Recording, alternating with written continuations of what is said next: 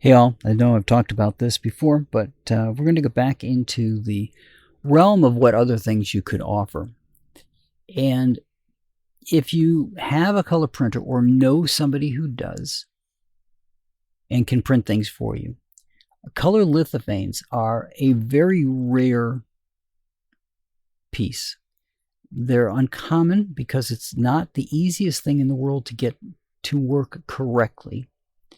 It is time consuming to make them up. I'm assuming it gets easier like it does using Lightroom and things as you get more practice doing it. In some cases, the more colors you use, the better. In some cases, it's the exact opposite. And the less colors you can use, the better. But there's certain things you can do with the color lithophane that kind of are reminiscent of if you were printing up old negatives. And instead of doing the normal, making it a straight photograph, left it in that negative format. So basically making a picture of a negative, so he's not reversing the colors and the output so that it comes out looking like what you're used to seeing. So the advantage of those is they look very unique, right? It's not something that anybody else can replicate easily. Again, this gets back to taking a photograph and like making an art painting or charcoal drawing off of a photograph as opposed to off of the person themselves. It's going to look like the photograph, but it's not going to quite be the same. In this case, with color lithophanes, it's a magic trick in a way, and that is it does not look like much of anything if viewed in normal light. Until you backlight it, you don't see what the image really is. And the reason for that is the colors have to be blended from the back to the front.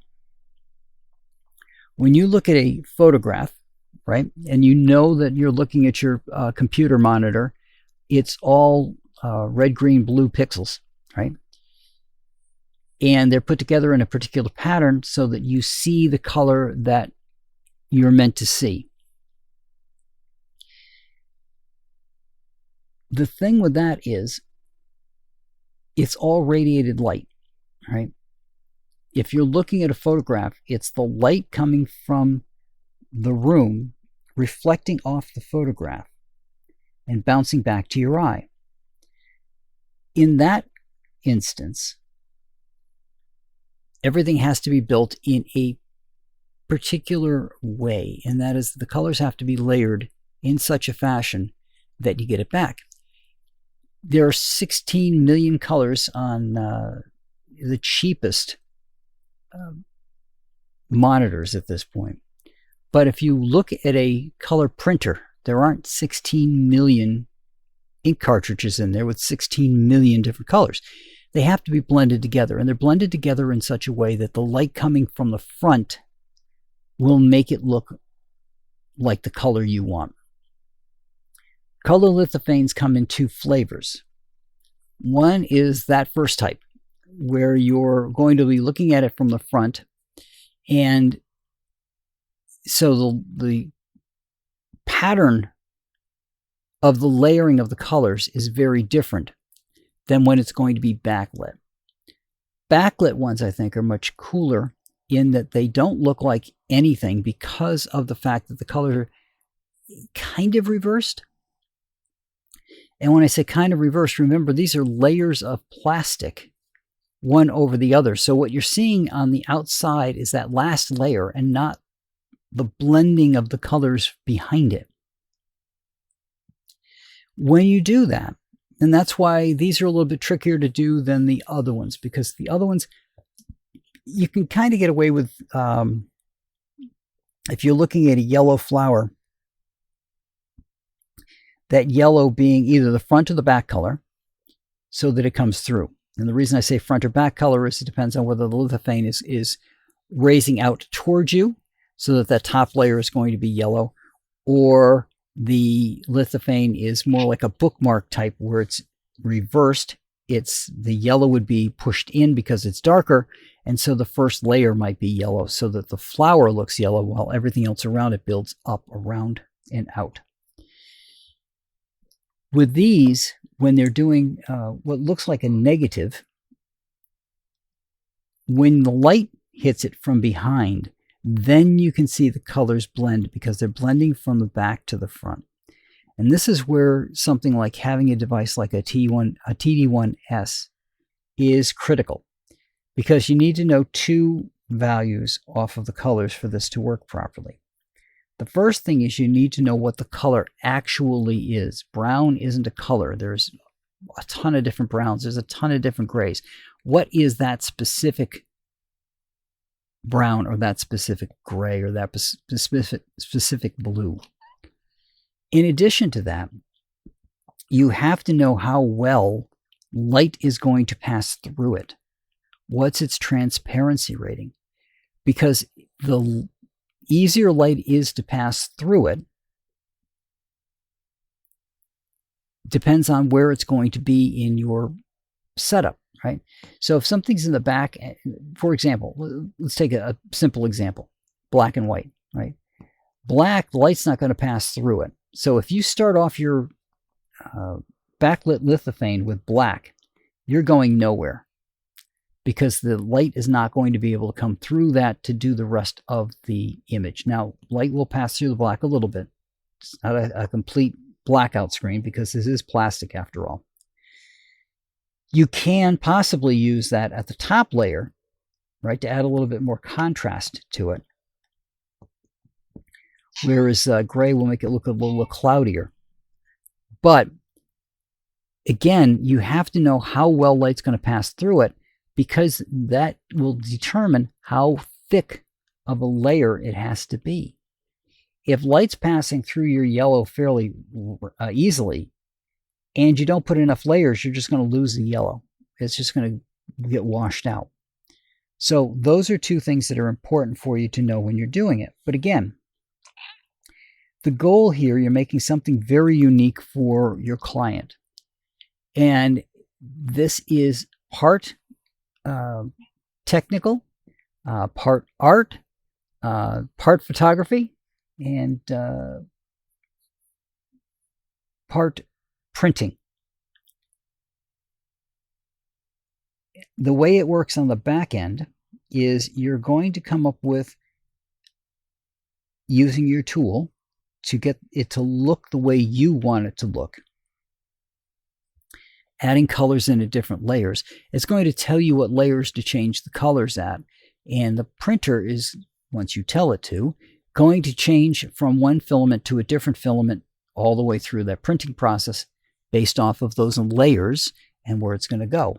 You're laying down a layer. So you can think of it as a series of pieces of paper being laid one on top of the other. And you know that you can only go so thick. If you take a couple of pieces of paper, put them together and put it against a window, you can see through it. You can see the light come through fairly easily. Do 20, not so much. So it's a balancing act between getting enough layers that you can get the colors in at the different heights.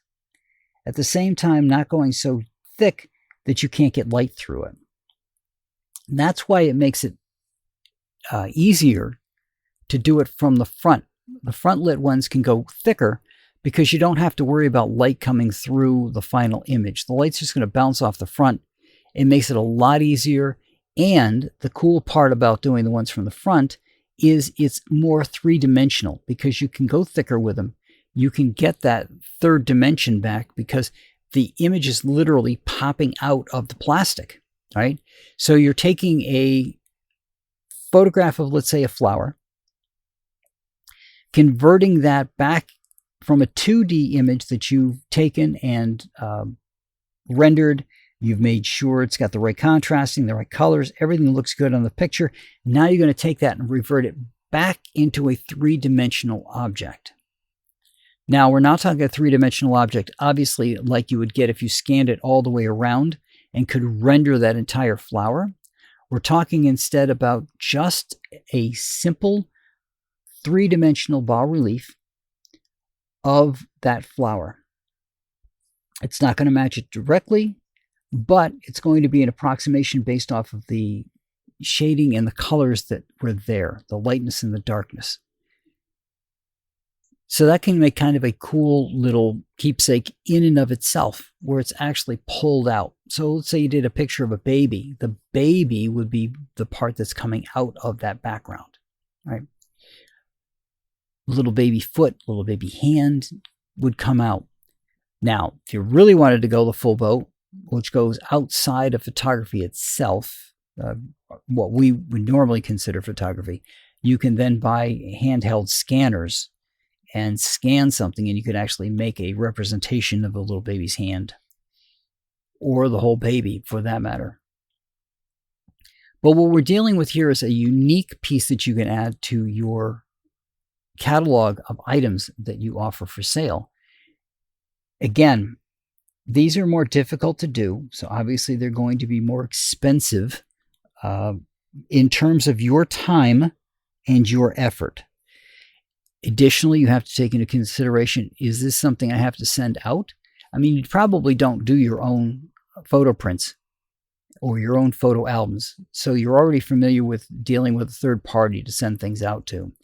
You send it out to, hopefully, a company that understands photography and isn't just a straight 3D printer. And the reason I'm going to make this distinction is 3D printing is pretty straightforward, right? You get a model called an STL in most cases. That STL just gets loaded in and the print buttons hit and out comes that output. Rinse and repeat. Simple stuff. This is not.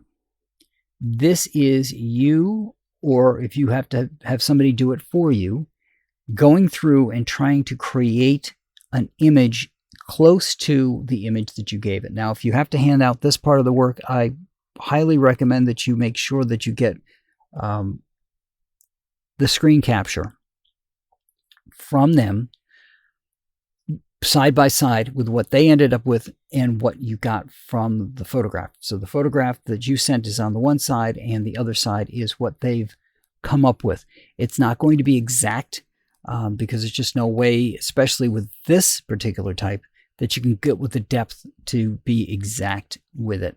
The front-facing ones you can get more exact, but again, you're balancing out that how thick do you want the final result to be. But once they've got it and they've come up with the image and you've proofed the image, then that can be sent to a printer if that printer can then take the STL file and the description that they're given and go through and make the individual color changes. Again, that's going to be more expensive because you're asking them to take more time to make up your print. But it's something to keep in mind. It's not overly expensive to set up your own set. Probably costs you less than the last lens that you bought if you're a professional photographer. Probably paid a couple of grand for a lens, and you could probably get a nice multicolor unit for a couple of grand. Spools of filament kind of go like old film rolls would. They're about $20 a pop. They're going to last you a really long time if this is the only work you're doing off your printer. Because again, you're making very, very thin layers of everything. So these spools are over 1 kilogram of weight. And there'll be a couple that you're probably going to use quite a bit, like white. And just keep a couple of whites on hand. But they're going to last you a while. You're not going to have something completely blue or completely purple or completely green. So instead of being the 8 layers of all green, it's just 2 or 3 layers of green. Some of the ones that I've got, my white is 6 or 7 layers of white. So the stuff holds up for a good amount of time. But it gives you something different that you can offer, and something that's really, really unique, because there aren't many people out there who can do this well. I'm learning, so I tell you, it's not an easy process to do. The more you do of them, the easier it gets, but it is time consuming. It is frustrating as hell. When you think you got it just right and then you look at it, it's not quite the way you want it to look. The tool that I use does have the picture right next to the item that I'm doing, and it can try to give me an idea of what where to put things and what color they should be, which is hit or miss. Again, this thing's still in beta, so it's not fully fleshed out yet, but it's getting really close. It hasn't hit version 1 yet, but it's getting really close to a viable tool for doing this work. And again, there's then the need to be able to print it and to have the ability to go in and change these layers. Now, the way it works, just a little technical here, is the STL goes through a slicer, which says what am I going to do where, which also lets it know if it needs to have supports. Supports are things that have to go on the base. Remember, these things are being sliced one layer at a time, and you can't start off layer 6 without anything below it because it's just going to sag. You're dealing with melted plastic, so all of the physics of that come into play. So it's going to put supports in if it needs to, things like that. But as you go through and do it, you're going to say, okay, at layer 6, I started off with white. At layer 6, I want to go to green. At layer 8, I'm going to go to blue. At layer 9, I want to throw a little purple in. And that's based off of where things fall in the STL. But it takes a while to set up that part. What comes out is clear instructions that you can give to somebody that says at layer, start off with white. At layer 6, do this. At layer 8, do that. At layer 10, do this. At layer 15, do that for the rest. So it's easy to set up and give to somebody so you don't have to do your own printing. You just have to have somebody who can do it. And I would recommend having one that has some photographic background to it for this one reason. They'll be able to look at, well, the slicer might give them an idea what the final product's going to look like, but they'll be able to look at the final object, and especially if you sent the picture along with it or what you expect it to look like, which I highly recommend as well. They can take a look at it and see if it came out the way they anticipated. Now, the thing is, as I said, you got to have a TD1S or something similar that gets you the colors. Depending on what lab you're going to. Now, you could have 3 parties here. It could be you just taking the photographs, party 2 taking the image and making it a printable image, and party 3 doing the printing. 1 and 2 could be the same, 2 and 3 could be the same. Whoever does section 2 has to know what filament is available for the third party, for the person doing the printing. And that's the filament you have to use, because there are wide differences in what gray is for Bambu Labs, for example, versus gray for Creality. And some places have multiple grays and some places only have 1 or 2 grays. So you've got to know what the final printer is going to have. So if you're going to go that 3-piece set, right? So I'm going to take the photographs. I'm going to hand everything else off. I've got a guy who can use HueForge or a similar tool to make the thing come out looking good. And I got a printer over here that's going to print it for me. Great.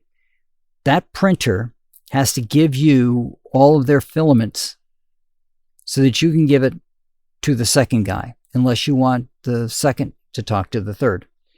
That way, they'll know what are the correct filaments, so when they're doing the imaging, it comes out looking the way it should look when it's printed. If you don't have the right filaments, the color could be off.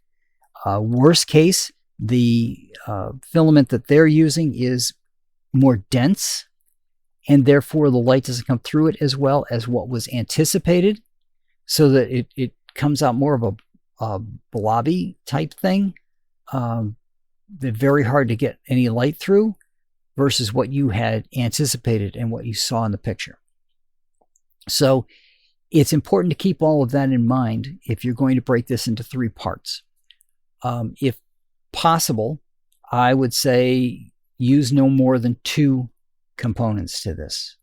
Because if the person doing the printing also is doing what I'm going to call the HueForge work, the manipulation of the STL and the colors, they know what their filaments are. They'll just handle that as a matter of course, and they'll just get it out the door that way. I would still highly recommend, if you got it split to 2 and you're not doing the other half of the work, that you get the images that they think are going to be good and send them to you for proofing, just like you give things to your clients for proofing. You're going to do the same thing here. Have them send it back to you, make sure that you're happy with what they came up with, and then have it printed. But it gives you another thing to add into your tool bag of things that you can offer to people. And again, expect it to have an expense to it, because it's not, it's like using Photoshop on a raw photograph. You may have some templates in place, right? So take that out of your equation. If you got a raw photograph and had to adjust all of those sliders to get it looking perfect, again, the more practice you have, the quicker that goes.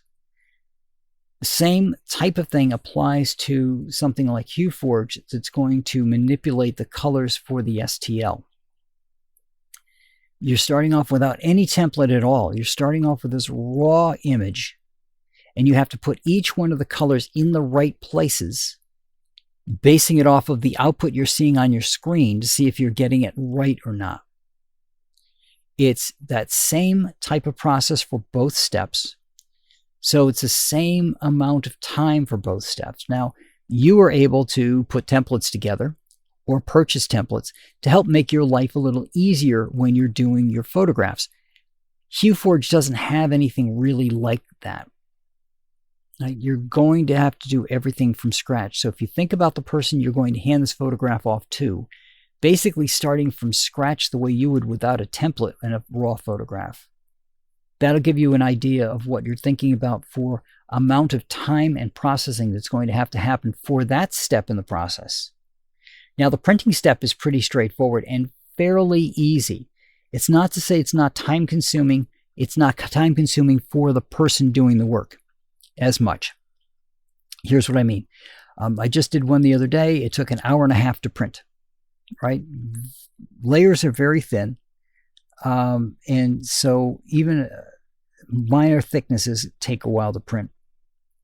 However, setting it up is basically clicking a button, saying, okay, let the slicer go through and make the layers that it wants to make up.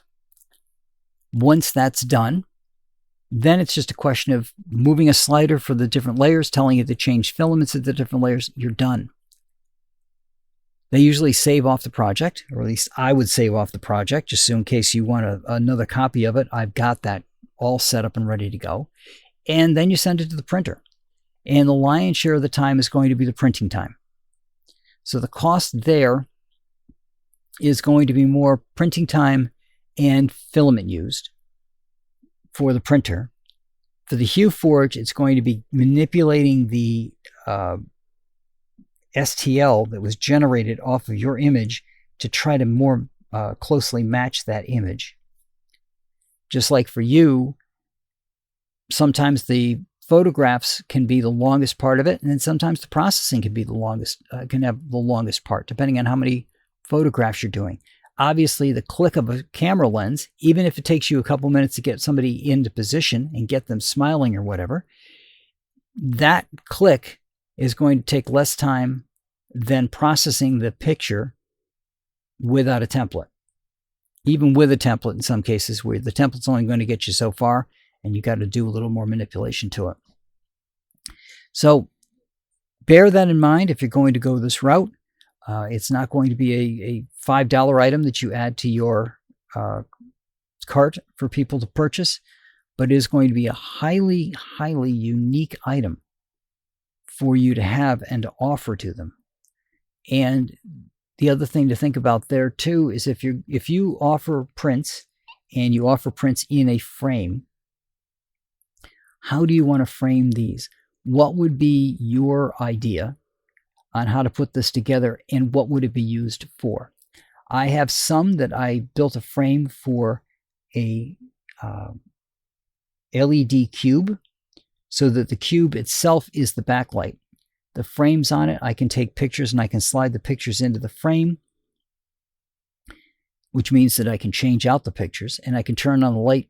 Voila, it's backlit, and the backlit light is USB rechargeable and runs off of has a remote control. So that you can just click the remote control and change out the color that it's coming through, or just turn it on and off and adjust the brightness. Other ways you could do it, you could think of it as something that could hang in a window. And if it's going to hang in a window, how are you going to frame it so that it sits in a window? Because remember, these are backlit items. So while a normal photograph or a front lit version of this could go into a normal frame, again, bearing in mind how thick those front lit ones can get to, that will work that way and put it in a regular frame. But these are very specific. And anybody looking at it without that backlight is going to be, what the heck is that? It just looks like a blob of color. And then you put the backlight on it, and then it comes to life. Literally. You see the image there. You can see a huge amount of detail in some of these images. I've got one that I just did straight lithophane. So it's just a white print. And all I used was the color white. He's standing reading a document. The light was coming through in such a way that it could make that you could see the letters in the document from the side I was shooting. The lithophane came out still being able to see those letters. But again, if you look at it front lit, it looks like nothing. And then you turn it around, put it up against the light, the stone comes alive, the person comes alive, that document comes to life with all of those little nuanced details in it. And this is just using white. This isn't color. And again, if you go white, super simple to do. It doesn't require anything special on the printer, and you don't need HueForge at all. You're just going to take that thing, convert it into an STL file, and print it. It's super simple to do if you're just going white. And there's even tools online that you can get that will do that for you. You take your photograph and turn it into a lithophane so you can see what it's going to look like when it's backlit. But again, this adds another additional piece into your toolbox of things that you could offer a client. Now, not every client is going to want one of these. It might have a rather unique home for certain genres. For example, it might be kind of unique for a boudoir photography set. Because again, if you're looking at it from the front, it really doesn't look like a heck of a lot until you backlight it. It could be sitting in plain sight on one of these cubes, and it doesn't look like anything until somebody hits that light, turns it on, and you can see what the image is. So something new, something unique, very unique, because there aren't many people out there who do the color, especially. The white ones, simple to do. Anybody can do them. So if you really want to set yourself apart in this avenue, then you want to go with the color lithophanes, and you want to go for the backlit ones. That's what I got for you guys this week. I will talk to you all next week.